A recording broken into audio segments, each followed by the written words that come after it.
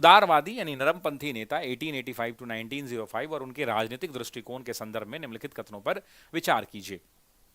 उदारवादियों ने जानबूझकर अपने राजनीतिक आंदोलन को, बहुत बेहतरीन सवाल है, ये किस टाइम पीरियड की बात कर रहा है? ये मॉडरेट फेज की बात कर रहा है। किस फेज की? उदारवादी चरण की बात कर रहा है। कह रहा है कि उदारवादियों ने जानबूझकर अपने राजनीतिक आंदोलन को शिक्षित मध्यम वर्ग तक ही सीमित रखा, क्योंकि उनका मानना था कि जन सामान्य में अभी प्रत्यक्ष संघर्ष के लिए आवश्यक राजनीतिक चेतना की कमी है।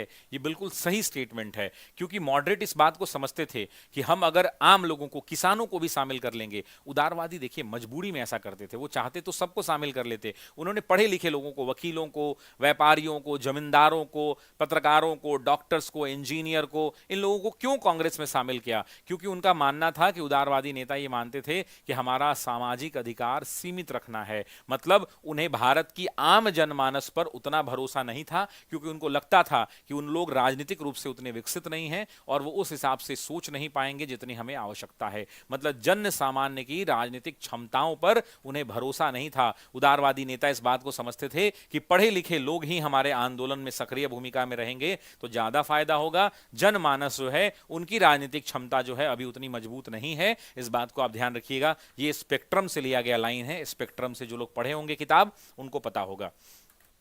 ब्रिटिश जनता की न्यायप्रियता में विश्वास करते हुए कांग्रेस ने 1889 में लंदन में ब्रिटिश कमेटी का गठन किया और लोकमत जागृत करने के लिए इंडिया नाम की पत्रिका की शुरुआत की। यह भी आपके क्लास में पढ़ाया गया है, ये भी करेक्ट स्टेटमेंट है। देखिए अंग्रेजों ने क्या किया? अंग्रेजों ने, उदारवादियों ने 3P पॉलिसी का पालन किया था। आपको याद है, अंग्रेजों ने 3P पॉलिसी का पालन किया था। 3P में पहला पी क्या था? प्रेयर था। प्रेयर का मतलब क्या होता है? प्रार्थना था। दूसरा क्या था? पिटीशन था, यानी याचना था। और तीसरा क्या था? प्रोटेस्ट था, यानी संवैधानिक दायरों में रहकर प्रदर्शन करना था। आप इस बात को समझिए कि प्रार्थना कौन देता है? आप अपने अपने आप रिक्वेस्ट किससे करते हैं? आप किसी से जाकर प्रार्थना करते हैं। मान लीजिए आप अपने डीएम साहब से प्रार्थना कर रहे हैं। क्यों कर रहे हैं? क्योंकि आपको पता है कि यहां पर भारत में लोकतांत्रिक व्यवस्था है और यहां की जो प्रशासन है उस पर आप इसलिए भरोसा करते हैं क्योंकि वो आपके साथ न्याय करेगा। मतलब अगर कोई व्यक्ति प्रार्थना करने कहीं डीएम, एसपी और बीडीओ, सीओ के यहां जाता है तो उसको इस बात का भरोसा रहता है कि यहां की प्रशासनिक व्यवस्था में उसकी आस्था है। अगर मान लीजिए कि उसको प्रशासनिक व्यवस्था में आस्था ही नहीं रहे तो वो कहेगा अरे प्रशासनिक व्यवस्था तो ये हमारे काम की नहीं है, डीएम सुनेगा ही नहीं हमारा, एसपी सुनेगा ही नहीं हमारा, तो वो काम नहीं करेगा। यानी इस व्यक्ति को यहाँ के प्रशासनिक व्यवस्था में आस्था है, इसलिए वो प्रार्थना पत्र लेके जाता है। आप कोर्ट में पिटीशन डालते हैं। क्यों डालते हैं? क्योंकि आपको यहाँ की न्याय व्यवस्था में भरोसा है। आप कोर्ट क्यों जाते हैं? क्योंकि आपको पता है कि न्यायालय से क्या आपको मिलेगा? न्याय मिलेगा। मतलब आपको उम्मीद होती है। आप संवैधानिक दायरों में रहकर प्रदर्शन क्यों करते हैं, प्रोटेस्ट क्यों करते हैं? क्योंकि आपको यहाँ की सभी प्रकार की व्यवस्थाओं में क्या है? भरोसा है। आप जानते हैं कि लोकतांत्रिक व्यवस्था जो हमारे यहाँ है, उस लोकतांत्रिक व्यवस्था में अगर हम अपनी मांगों को संवैधानिक तरीके से रखेंगे, प्रदर्शन करेंगे तो हमको मान लिया जाएगा। ठीक उसी प्रकार से ब्रिटिश जनता की न्यायप्रियता में विश्वास करते हुए कांग्रेस ने 1889 के अंदर में लंदन में ब्रिटिश इंडिया कमेटी बनाई थी। और याद रखिएगा 1889 में ब्रिटिश इंडिया कमेटी बनाई थी और ये इंडिया नामक उसकी जो पत्रिका थी, ये उसका मुख्य पत्र होता था। मुख्य पत्र का मतलब होता है इसके अंदर में छपा हुआ हर बात उस पार्टी की बात है। एग्जाम में पूछ सकता है ये कि कब छपा पहली बार, तो 1890 में इसकी शुरुआत हुई थी। इस बात को ध्यान रखिएगा। एक और सवाल पूछा जाता है इस मुख्य पत्र से। क्या सवाल पूछा जाता है कि जो लंदन के अंदर में ब्रिटिश इंडिया कमेटी बनाई गई थी, ये क्यों बनाई गई थी? तो इसका बनाने का उद्देश्य बड़ा सीधा और सरल था कि भारतीय जनमानस की जो समस्याएं हैं, उन समस्याओं को अंग्रेजों तक पहुंचाना। तो अगर लंदन में हम एक संस्था बना देंगे और वहां जाके डायरेक्टली वहां से लोग वहां पर अपनी बात को रखेंगे तो भारतीय समस्याओं को अंग्रेजों के जो सुप्रीम लीडर्स हैं वहां तक पहुंचाया जाएगा और उनकी समस्या का समाधान हो जाएगा। इस बात का उन्हें भरोसा था। एक सवाल मैं पूछना चाहता हूं, एक सवाल मेरा यह है कि ये जो संस्था बनी थी ब्रिटिश इंडिया कमेटी, या लंदन में ब्रिटिश इंडिया भी लगते हैं, यहां पर ब्रिटिश इंडिया भी लिख लीजिए, कोई दिक्कत नहीं है। ब्रिटिश इंडिया कमेटी, ये जो ऑर्गेनाइजेशन बना है मेरे दोस्तों, इसके अध्यक्ष कौन बने थे? इसका नेतृत्व किसने किया था? कोई कमेंट करके बताइए। मैंने आपको क्लास में पढ़ाया है, इसका नेतृत्व ब्रिटिश इंडिया कमेटी का किसने किया था 1889 के अंदर में। और याद रखिएगा इसी साल दादा भाई नौरोजी ने भी तय किया था कि हम जो है 1892 का जो अधिवेशन अधिवेशन है वो कहां आयोजित करेंगे, लंदन में आयोजित करेंगे। यहीं पर दादा भाई नौरोजी ने यह भी बात कही थी कि हम अधिवेशन को 1892 के अंदर में जो हमारा अधिवेशन होने वाला है ये लंदन में होंगे। और ये किसने कहा था, तो दादा भाई नौरोजी ने कहा था। इस बात को भी आप ध्यान रखिएगा। उसके अलावा 1892 का इंडियन काउंसिल एक्ट, ध्यान दीजिएगा, बड़ा बेहतरीन सवाल है, कलर चेंज कर लेता हूं। 1892 का इंडियन काउंसिल एक्ट, जिसे उदारवादियों की संवैधानिक उपलब्धि माना जाता है, ने विधान परिषदों के लिए प्रत्यक्ष और सार्वभौमिक मताधिकार का सिद्धांत पेश किया। गलत बात है।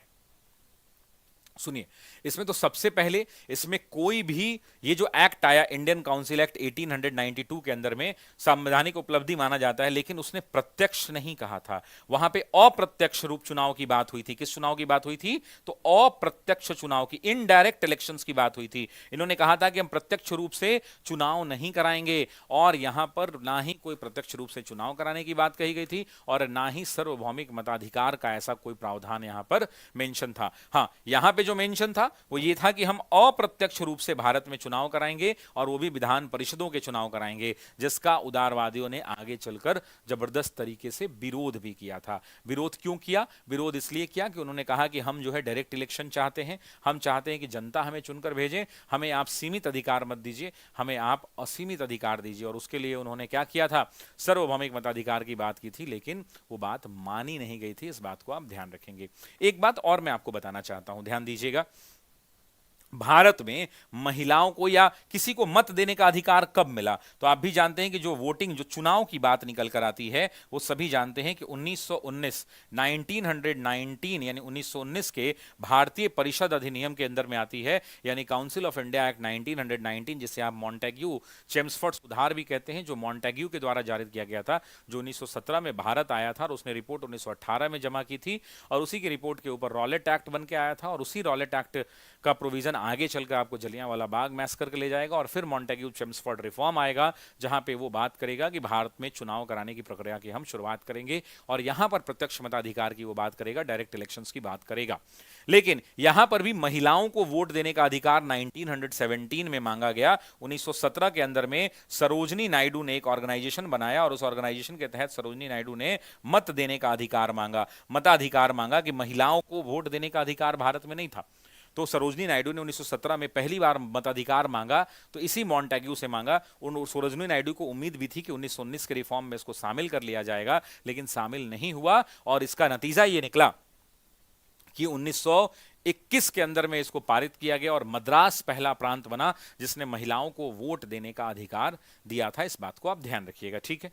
आइए अगला, चौथा, तो यानी तीसरा स्टेटमेंट क्या हो गया, गलत हो गया। चौथा कह रहा है कि ब्रिटिश राज की आर्थिक आलोचना उदारवादियों का एक ब्लाइंड स्पॉट था, क्योंकि दादा भाई नौरोजी जैसे नेता ब्रिटिश आर्थिक नीति का समर्थन करते थे। गलत बात है। ब्रिटिश राज की आर्थिक आलोचना उदारवादियों का एक ब्लाइंड स्पॉट नहीं था, याद रखिएगा, बल्कि उदारवादियों की एक सबसे बड़ी सफलता थी। क्योंकि अंग्रेजों की जब उन्होंने आर्थिक रूप से आलोचना की थी, कौन कौन आलोचक थे मुझे बताइए। अंग्रेजों की आलोचना की जब बात आएगी तो सबसे पहले आलोचक में कौन आएंगे, तो दादा भाई नौरोजी आएंगे। दादा भाई नौरोजी ने व्यापकगत कह रहा हूं, ड्रेन ऑफ वेल्थ की थ्योरी दी, धन का बहिर्गमन, धन का निष्कासन, धन का निर्गमन। आरसी दत्त आएंगे, रोमेश चंद्र दत्त आएंगे। आरसी दत्त ने भी, आपको पता है कि इन्होंने भी अंग्रेजों की इकोनॉमिक थ्योरी को डिकोड किया। एमजी रानाडे जैसे लोग आएंगे, और एमजी रानाडे भी क्या करेंगे, तो एमजी रानाडे भी क्या करेंगे, तो इनकी इकोनॉमिक पॉलिसीज को क्या करेंगे, अपने पुस्तकों के माध्यम से, अपने लेखों के माध्यम से आम जनता तक पहुंचाएंगे, और आम लोगों को बताएंगे कि ये किस प्रकार से हमें ड्रेन कर रहे हैं। यानी ब्रिटेन की नीतियों की कड़ी आलोचना करने में आर्थिक रूप से आप देखेंगे तो दादा भाई नौरोजी, रमेश चंद्र दत्त और एमजी रानाडे जैसे उदारवादी नेताओं ने इनको ब्लाइंड स्पॉट नहीं कह सकते, इनको एक बड़ी सफलता आप कह सकते हैं। इस बात को ध्यान रखिएगा। आपको याद है दादा भाई नौरोजी की किताब भी हुआ करती थी, poverty and un British rule in India. वो किताब के अंदर में 1896 में नौरोजी ने ये ड्रेन ऑफ वेल्थ की थ्योरी दी थी, और इन्होंने कहा था कि धन का बहिर्गमन सिद्धांत जो है किस प्रकार से आता है, इसकी थ्योरी उन्होंने वहीं पर दी थी। इस बात को आप ध्यान रखिएगा। उसके अलावा आपको दो तीन चीज और मैं पूछ लेता हूं इससे संबंधित। मुझे बताइए कि गोपाल कृष्ण गोखले जो हुआ करते थे, गोपाल कृष्ण गोखले, उन्होंने एक सोसाइटी की स्थापना 1905 में की थी, याद है, सर्वेंट ऑफ इंडिया सोसाइटी।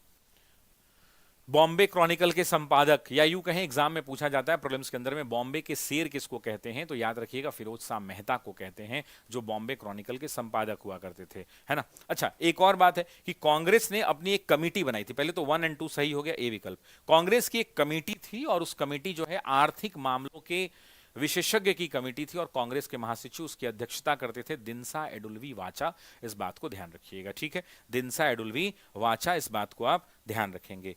साथ ही साथ एक दो बात और बता हूं, एग्जाम के अंदर में कई बार पूछता है कि अन ब्रिटिश शब्द का प्रयोग किसने किया सबसे पहली बार, तो इससे संबंधित है, तो अन ब्रिटिश का भी प्रयोग किसने किया, दादा भाई नौरोजी ने ही कहा, इस बात को ध्यान रखिएगा। उदारवादी जो नेता होते थे वो कौन सा तरीका अपनाते थे, तो 3P पॉलिसी को अपनाते थे। उसके अलावा और क्या अपनाते थे, तो आपको ही पता है, हमने आपको बता रखा है, अनुनय विनय का सिद्धांत अपनाते थे, फोल्डेड हैंड पॉलिसी जिसको हम कहते हैं, अनुनय विनय का सिद्धांत अपनाते थे। उसके अलावा कॉन्स्टिट्यूशनल तरीके से, यानी हम इनको कह सकते हैं कि संवैधानिक तरीके से रहकर ये प्रदर्शन करते थे, यानी कॉन्स्टिट्यूशनल एजिटेशन जो है, कॉन्स्टिट्यूशनल एजिटेशन यानी संवैधानिक प्रदर्शन, संवैधानिक दायरे में रहकर प्रदर्शन करना इनका एक मुख्य आधार स्तंभ था, जिस पर ये उदारवादी निश्चित थे। हालांकि इनका उदारवादियों का क्रिटिसिज्म भी हुआ था, और आपको याद होगा कि तिलक जैसे नेता आए थे, और तिलक ने उदारवादियों की इस प्रणाली को, यानी 3P को, अनुनय विनय को, लोकतांत्रिक व्यवस्था में भरोसा को, संवैधानिक दायरों में रहकर प्रदर्शन करने वाले, इसको राजनीतिक भिक्षावृत्ति कहा था, पॉलिटिकल मेंडेंसी कहा था। आपको याद होगा क्या कहा था, राजनीतिक भिक्षावृत्ति की संज्ञा किसने दी थी, तो सभी लोग कमेंट बॉक्स में बताएंगे, बाल गंगाधर तिलक ने इसे राजनीतिक भिक्षावृत्ति यानी पॉलिटिकल मेंडेंसी की बात कही थी, इस बात को ध्यान रखिएगा। और इसका नतीजा क्या हुआ, इसका नतीजा यह हुआ कि 1892 के बाद अंग्रेजों पर इतना दबाव बनने लगा कि अंग्रेजों ने एक कमीशन की नियुक्ति की, जिसका नाम था वेल्बी कमीशन। और आपको याद होगा वेल्बी कमीशन क्यों बनाया गया, तो वेल्बी कमीशन इसलिए बनाया गया ताकि अंग्रेजों के द्वारा जो भारत में व्यय किए जा रहे हैं, उन व्यय किए गए पैसों की जांच हो सके। कैसे, ऑडिट होता है, ऑडिट के लिए बनाया गया। और मामला तब ज्यादा बिगड़ गया मेरे दोस्तों, तब ज्यादा बिगड़ गया जब इस वेल्बी कमीशन के अंदर में दादा भाई नौरोजी को गवाही दिलवाया गया। मतलब जब ये पेशी हुई तो दादा भाई नौरोजी ने अंग्रेजों को एक्सपोज कर दिया, इस कमीशन के सामने पेश हुए दादा भाई नौरोजी वेल्बी कमीशन के सामने, और अंग्रेजों के खिलाफ गवाही दी थी। इस बात को ध्यान रखिएगा। आपसे एग्जाम में पूछता है कि ये वेल्बी कमीशन कब बनाया गया था, तो everyone in the class will comment, ये कमीशन बनाया गया 1895 के अंदर में, 1895 ईस्वी के अंदर में, और दादा भाई नौरोजी ने यहां पर क्या दिया था, ये गवाही दी थी। बाकी नौरोजी के बारे में बहुत सारे फैक्ट्स मैंने आपको वन लाइनर बहुत सारे वीडियोस में बताए हैं। अच्छा, एक बात आपको अच्छी लग रही है कि नहीं, कि मैं कितने सारे मेरे INM के वीडियो पढ़े होंगे, लेकिन आज जितनी भी हम बातें कर रहे हैं वो BPSC और UPSC लेवल से ऊपर की बातचीत कर रहे हैं, या उस स्तर की बातचीत कर रहे हैं जहां पे हम कॉन्सेप्ट्स की बात कर रहे हैं, समझाने का प्रयास कर रहे हैं, फैक्ट्स नहीं दे रहे हैं। आपको मेरी क्लास कैसी लग रही है, एक बार कमेंट बॉक्स में मेरे लिए भी 2-4 लाइन लिख दीजिए, ताकि हम भी पढ़कर थोड़ा अच्छा लगे और मजबूती से आगे भी आपकी क्लास हम ले पाए, क्योंकि हर दिन टॉपिक कंप्लीट करना है ना। अच्छा, दादा भाई नौरोजी ही थे जो 1892 के अंदर में फिन्सबेरी सीट से, किस सीट से, तो याद रखिएगा फिन्सबेरी सीट से जीत कर आए थे चुनाव, आपको याद होगा। और हाउस ऑफ कॉमन के ये क्या बने थे, तो हाउस ऑफ कॉमन के ये मेंबर बने थे। ऐसा कई बार हम आपको पढ़ा चुके हैं। और हमने ये भी बताया था किस पार्टी से, तो लिबरल पार्टी से बने थे, लेबर पार्टी जिसको आप कहते हैं, लिबरल पार्टी या लेबर पार्टी से बने थे, ये भी आप जानते हैं। प्रथम भारतीय थे जो चुनाव जीते थे, प्रथम भारतीय जो चुनाव जीते, और द्वितीय भारतीय चुनाव जीते, और द्वितीय भारतीय जो चुनाव लड़े। तो आपके मन में एक सवाल आएगा कि द्वितीय भारतीय अगर ये हैं चुनाव लड़ने वाले, द्वितीय भारतीय चुनाव लड़ने वाले, तो पहले भारतीय कौन है चुनाव लड़ने वाले, चुनाव लड़ने वाले ये दूसरे थे। इनसे पहले भी एक आदमी लड़ चुका था लेकिन वो जीत नहीं पाया, तो प्रथम का नाम आपको जानना चाहिए, और वो प्रथम थे लाल मोहन घोष। कौन थे, सभी लोग कमेंट करेंगे, लाल मोहन घोष हुआ करते थे प्रथम भारतीय। और ये कब चुनाव लड़े थे लाल मोहन घोष, तो 1885 में, जब कांग्रेस बन रहा था, है ना, और वहां चुनाव हार गए थे। ठीक है ना, इस बात को कमेंट बॉक्स में बताइएगा।